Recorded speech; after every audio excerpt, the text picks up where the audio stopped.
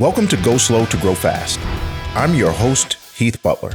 In this episode, which is live from the Ion in Houston's Innovation District, I have a very transparent conversation regarding Houston's opportunity to help founders win within the competitive innovation landscape. The session, which I call Today is Day One, features my friend and investor colleague, John Reale, better known as JR. He's the new managing director for startup and investor engagement at the Rice Alliance for Technology and Entrepreneurship. I'm super excited for JR because the next decade is going to be awesome with him at the Ion. In this conversation, we unpack what it takes to rebuild Houston's startup ecosystem from the ground up. We explore why every day is day one for JR and why the Ion isn't just a building, it's a movement to create a founder-centric platform that removes friction, compresses time, and compounds outcomes for innovators across the city. If you're a founder, investor, operator, or ecosystem partner looking to move the needle in your market, this talk is for you. This episode is brought to you in part by Bank of America. Houston is a key market for Bank of America, and they are deeply embedded in the community. As the fourth largest city in the U.S., Houston serves as a major hub for technology and innovation, and that's a priority for B of A. They have long-standing roots in the region and have supported the Houston market for decades. Their commitment to the local economy is unwavering, and they proudly invest in community initiatives, such as serving as a lead sponsor for the Greater Houston Partnership. They actively support efforts to attract and retain top talent and companies, particularly in the tech sector. They are excited to help shape the future alongside Houston's entrepreneurs and visionaries. And through the regional technology banking team, which are experts in technology business models, they focus on building long-term relationships with companies and founders at every stage of their journey, from early growth to IPO and beyond. So if you're a tech company or looking to build a team or your company in Houston, B of A may be for you. I would like to thank our sponsor, Gunderson Detmer, the preeminent international law firm with an exclusive focus on the innovation economy. With over 400 attorneys across 12 offices worldwide, Gunderson Detmer serves pioneering startups throughout their business lifecycle, as well as market-leading venture capital and growth equity investors. For more information about Gunderson, please visit their website at www.gunder.com.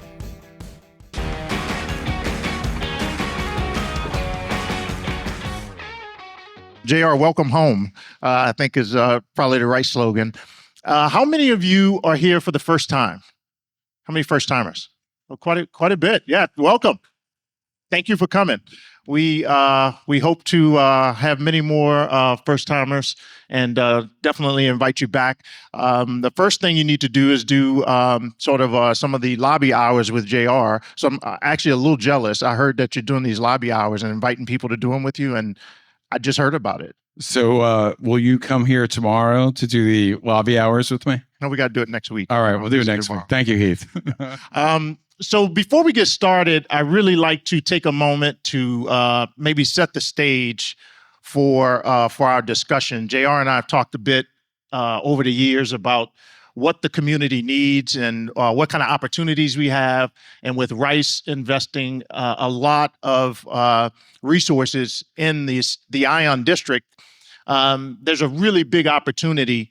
And the other thing that's happening is that we're in an amazing innovation cycle, right? So when you really think about it, every a decade, you sort of have these innovation cycles. And over the last 50 plus years, every time we have one of these innovation cycles, there are extreme opportunities for founders to build, right? And oftentimes we remember the applications that got created through those innovation cycles, but we forget the infrastructure that was laid to create those applications. And so tonight we're going to talk a lot about the infrastructure that's required. When you think back, right, PCs, they needed operating systems, and the web needed hosting and broadband, right? And then when you get to the cloud computing, we needed Rails, sort of like Amazon and Azure created. And so now we have an opportunity to take that into the next evolution, because those those innovation cycles created companies like Apple and Google, Microsoft, Uber, and OpenAI, and now we're on the next wave. So at Mercury, we believe over the next 10 years, there's an extreme opportunity to build. I was joking with JR, telling him I feel like it's 1995 again. For some of you that are a little younger, you may not know what that means, but for some of us, that was an extreme opportunity in the country, and we're there again, right? And we have a huge opportunity here at the Ion, and so I'm so excited for JR to be joining us. By the way, 1995, we were both 5 years old too. So yeah, of course, yeah, we were five. Well, look, let's dive right in. Right, when you think about the last 10 years, you've got a lot of experience in what it takes to build an innovation hub, and you've seen a lot of changes in the market. What do you think is different from 10 years ago? Well, first, it's so great. Heath and I were joking. This is the first time we've done this together, and we first met through the Rice Alliance, through the Rice Business Plan competition, probably circa 2006-ish, 7, something like that. Yeah. So thank you, Heath, for being here tonight for day one. Before we get into what changed and what's changed, let's talk about like what stays the same. Okay. And I think like from that, one thing for founders is they still lack access, not ambition. When it comes to looking at advantages, whether it's insights, whether it's talent, whether it's knowledge, those things are just fragmented and hard to access. And the navigation of like how to go access those things, it continues to be a windy road. Well, not just in Houston, right? It's I think it's everywhere. I think it's a universal thing.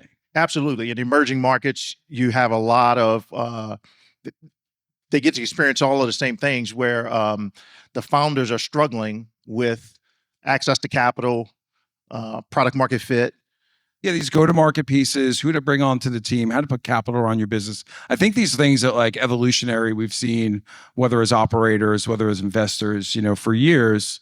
So when we think about that part, the answer to that, if we go back into the 90s, it started with these open innovation districts. Right. And the idea was like, let's build co-working for proximity.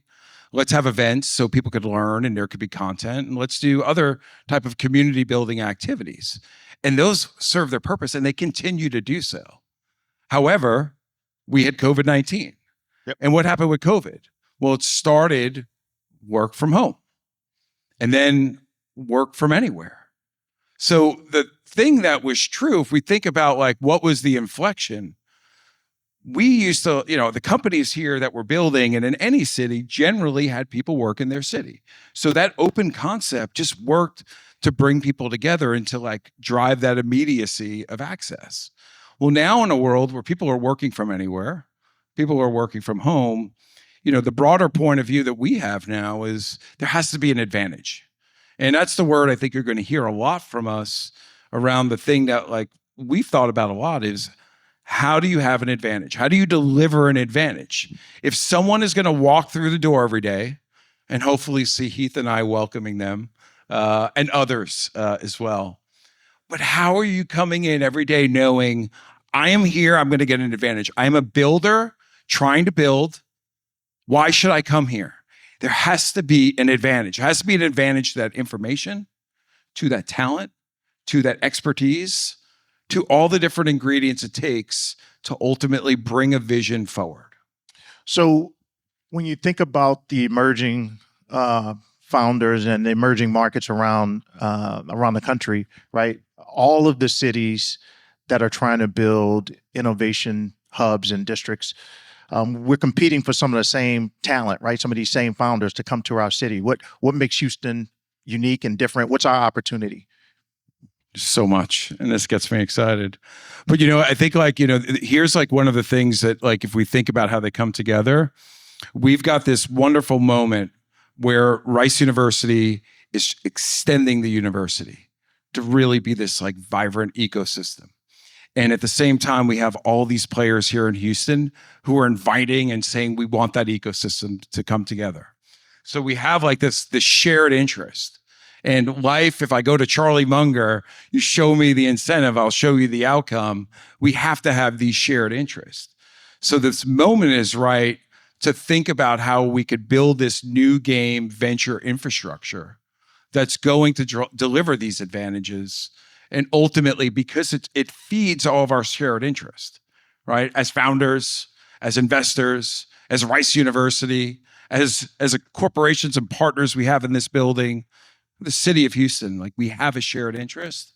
And I think like that's the part of it of like, what's this moment that really gives us this opportunity, Heath.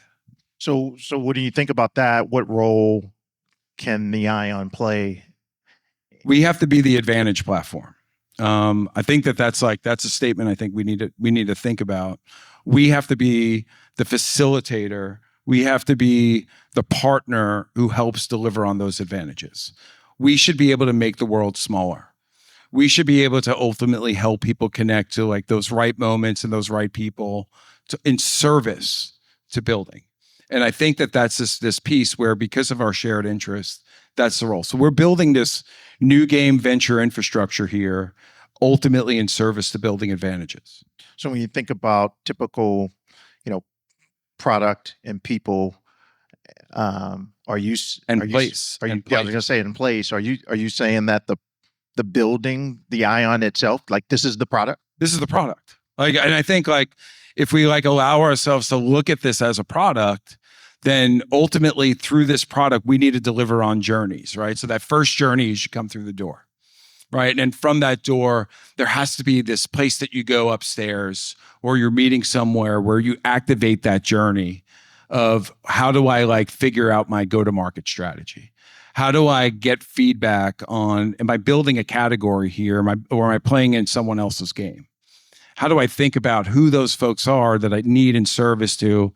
If I'm Max Irwin and I need to find someone who help me execute on my go-to-market, how do I start to get the ideas of who those folks are? So I think we're looking at this as a product.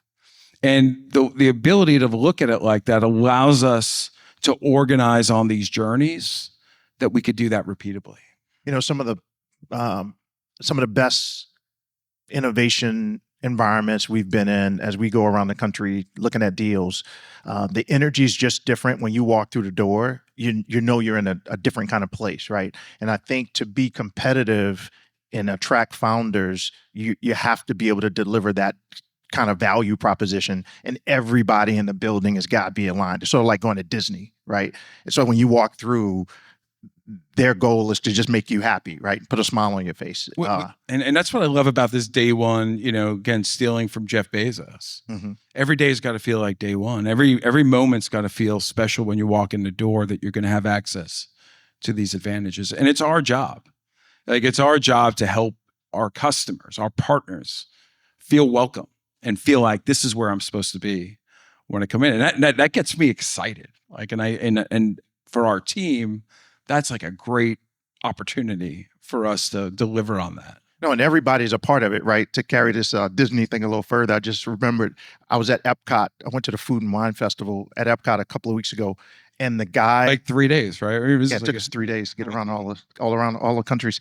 But the guy was he had his broom and his dustpan. He was standing there and he was picking up stuff, and all of a sudden he was stopping people that were passing, and he tell them to give him their camera, and he had them stand right by the rails across the water where the Epcot ball, and he had them put their hands like this, and he just kept doing it. So I was standing watching him. He did about five or six people, right? Just putting smiles on their face. That wasn't part of his job description. I think it starts with that. And, I think everything, if we think about what's the first product that you ship as a founder, as an organization, it's belief. You've got to have the people in your room first have this shared belief. So is that the vision? Well, I think the broader vision, that I subscribe to, and that makes me, that makes me want to bring this future forward, is this is the place and this is the product that helps people pursue their life's work. And I think that's a part of my story that I want to share of like, when you start to think about, when Brad and the team took over here at the Ion a year and a half ago, it really got me excited about what the Ion could be. And, from that, just the more I started thinking about it, the more I started getting curious. That was the part where it's like, I want to like be in service. Like I've got this Jesuit influence in my life, but ultimately of helping other people pursue their life's work. And I feel like that's been the broader collection of things that I've been trying to do as an investor, been trying to do as a leader, but ultimately, how could we do that in a way where it's also in service to our community? This community has been wonderful to me and my family. How do we go do that? And so we first got to ship belief, and that starts in this room.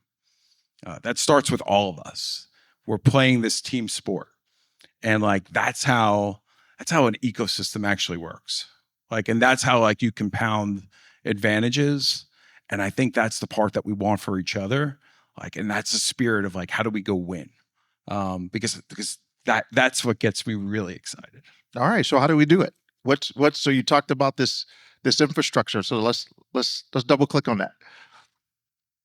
I think the way we do it is we actually do it. How many founders are in the room? Okay. How many founders here need help? Okay. All right, Remington. Tell us, I know what you do, but not everybody may know. Probably most people in this room may know, but just tell them who you are, your company, and then share something that you need some help with. Remington Tonar, co-founder of Cart.com. We're a unicorn, late stage startup. Mercury Fund was one of our first investors. JR was also an investor in our company. We're in the commerce and logistics space, and we founded the company about 5 years ago, and now we're doing over 500 million in annual revenue run rate, over 1,000 employees, and are at about a 1.6 billion valuation. And I think we're a product of the ecosystem. All of our founding team members and many of our early employees came up through the innovation ecosystem here in Houston. We're aided by folks like Blair and Heath and the team at Mercury, JR when you were at Station, when you were leading that team. And in the early days, we certainly needed a lot of help. We had a very unique model where we were actually both building capabilities, but also acquiring capabilities to accelerate our growth. And that requires a little bit of a different motion. It requires expertise that, one individual founder doesn't have. And so I think in the early days, we need a lot of support thinking through, okay, how do we actually create a greater than the sum of its parts value proposition out of all these things we're doing? How do we find the right talent that fits in with our, really fast-paced culture, and frankly, in the early days, rather fragmented culture, because we were bringing together during the pandemic when everything was remote, so you didn't get to really meet most of the people on your team at that time. How do you navigate that? And now fast forward to today, we still need help with how do we position ourselves for an exit. Right, hopefully, and how are we framing the narrative for the next iteration of growth of the company? And these are things that we think about every day, and things that we still tap the ecosystem to find answers to. So, what's one thing, if you got this unbelievable experience here in the room, what's one thing you could ask for help with? We're always looking for talent. What kind of talent? Tech talent. We continue to need tech talent. Okay. Does anyone here classify as tech talent? Okay. Does anyone here know folks who classify and know how to get to tech talent? Okay. Can you please come talk to Remington after the program? Is that cool? Perfect. All right. With me. Give me that back. Thanks. All right. All right. Who else? There we go. Who's another founder who needs some help? Okay. Ma'am, right over here. If we're going to talk about like delivering advantages, I think it starts on day one, right? This is what we do. This is like every day needs to be like this. What's your name, ma'am? Delmitri Williams. Welcome to the Ion. Thank you. All right. Tell us what you're working on. Well, my company's RX Interactive. We just launched our app, which is a mobile digital health app that's gamified, and it helps drive adherence in 4 unique areas. And we have a backend for physicians that have reimbursement in CCM and RPM programs. If you're in healthcare, you understand that.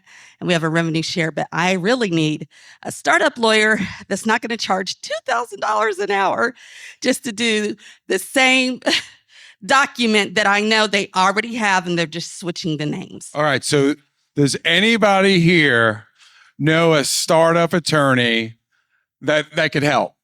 Okay. Do you see all these hands over here? Okay.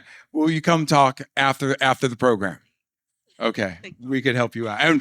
And we know that Baker Botts, one of our partners here, will definitely want to be helpful. All right. Who's another founder? We're going to start putting some of you on the spot. Yeah. Remy's coming down. Just knows better. Welcome back, OG. So my need is not specifically talent, but I drove 35, 40 minutes to get here, right? And I've always done that from West Grey, from Station.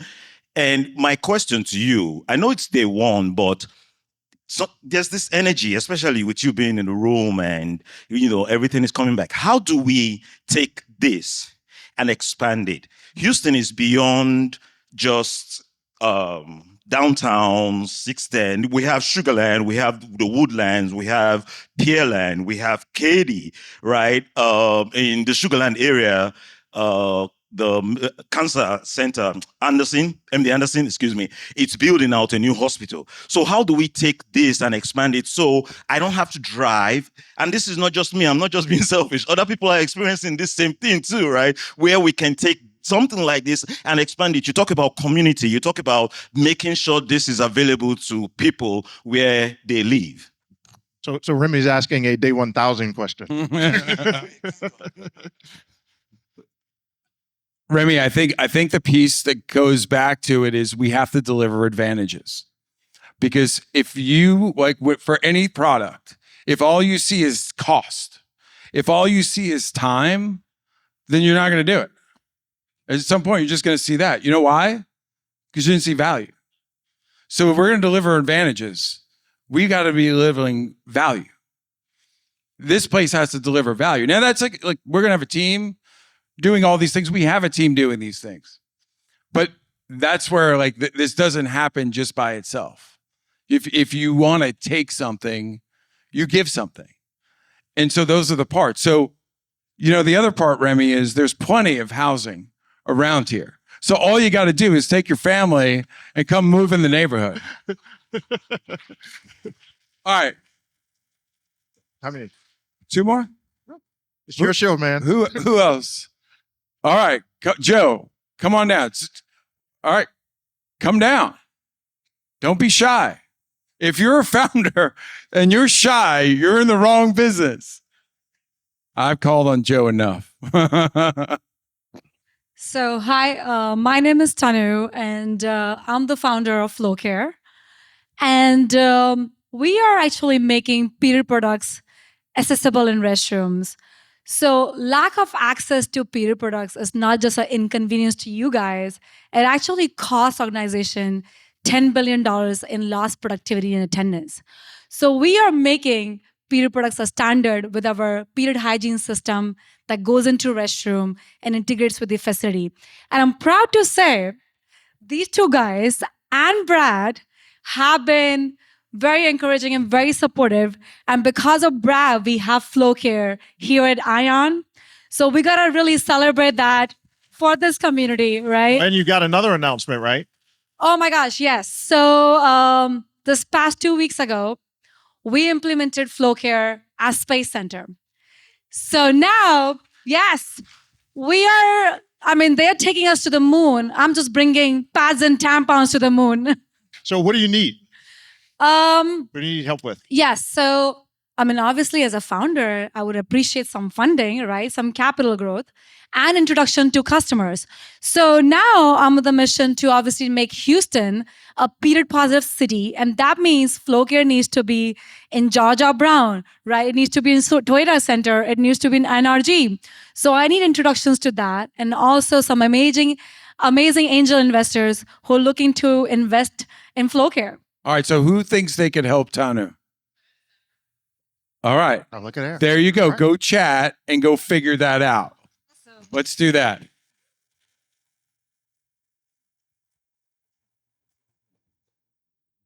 Y'all can tell us when to stop because we can do this all night because we want to help you.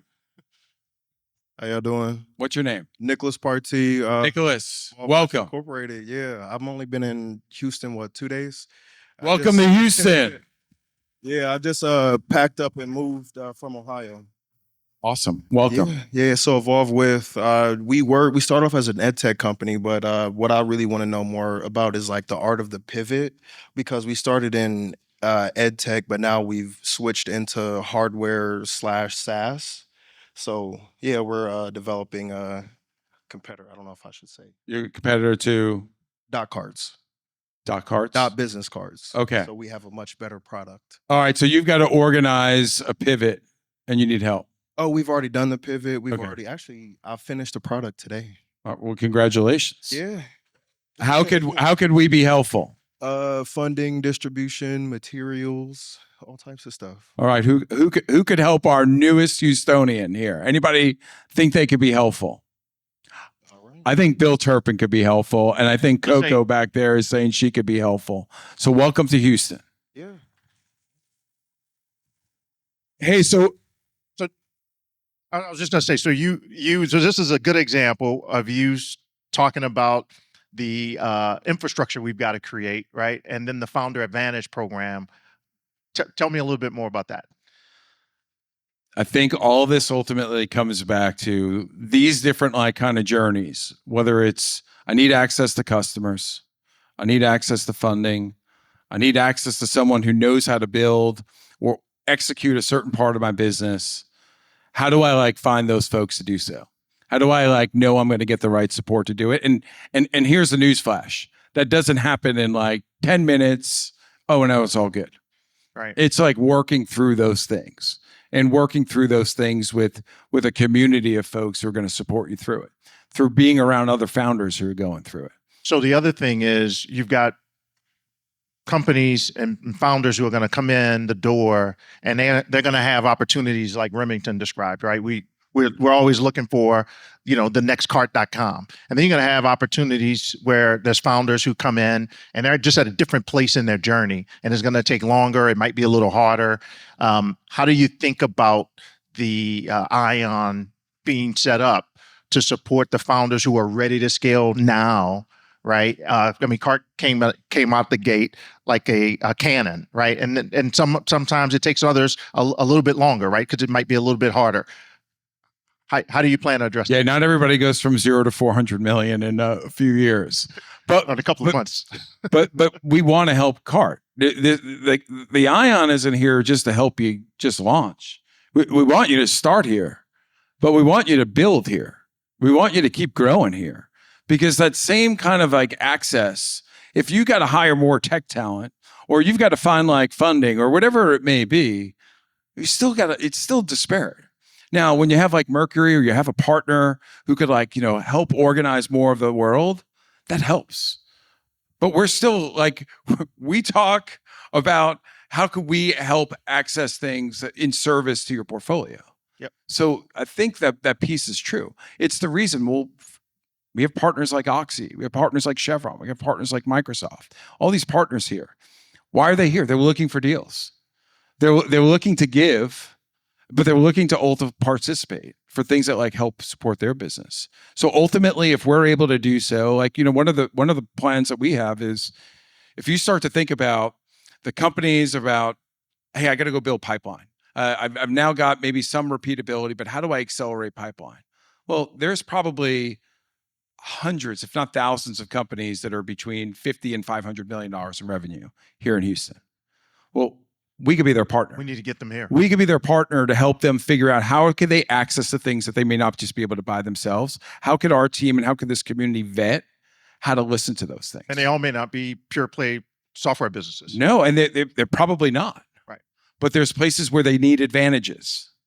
And because of those advantages, we're in a position to deliver it because of ultimately this infrastructure we have and because of like the way we're going to go execute against that.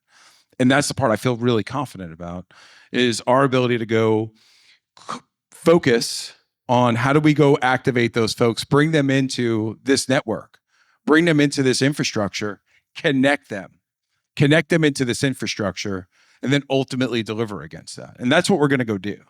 So what is your ask of all of the people here if they're not a founder? Right. How many people here, something they heard tonight resonates with them that they'd want to be part of this? Okay. I don't know if we have like some kind of QR code or something, Rosalind, but if not, just send us a note. We have plenty of things to do and we need your help. We're here to like build this together. That's what's going to create opportunity for everyone. We have it? All right, there it is. That was quick. Way to go. Way to go, team. But help us help you. That's what we want to do. That's the business that we're in here to do so. Like your success is ours. That's like the shared incentive here of what we're doing. So we invite you to do it. And if you want to come hang with me at the lobby and the front desk to say hello, to welcome folks, come join me. Come join us. Today's day one at the Ion, and let's go build this together. Thanks everybody for coming. This episode is brought to you in part by Bank of America. Houston is a key market for Bank of America, and they are deeply embedded in the community. As the fourth largest city in the U.S., Houston serves as a major hub for technology and innovation, and that's a priority for B of A. They have long-standing roots in the region and have supported the Houston market for decades. Their commitment to the local economy is unwavering, and they proudly invest in community initiatives, such as serving as a lead sponsor for the Greater Houston Partnership. They actively support efforts to attract and retain top talent and companies, particularly in the tech sector. They are excited to help shape the future alongside Houston's entrepreneurs and visionaries. And through the regional technology banking team, which are experts in technology business models, they focus on building long-term relationships with companies and founders at every stage of their journey, from early growth to IPO and beyond. So if you're a tech company or looking to build a team or your company in Houston, B of A may be for you. That's a wrap for today's episode of Go Slow to Grow Fast. Big thanks to our sponsor, Gunderson Detmer, the #1 ranked VC law firm globally for the 10th year in a row. If you enjoyed the conversation, please subscribe to the podcast and be sure to like and share wherever you listen to podcasts and leave us a review. Until the next time, keep leveraging mindfulness in your journey to go slow to grow fast.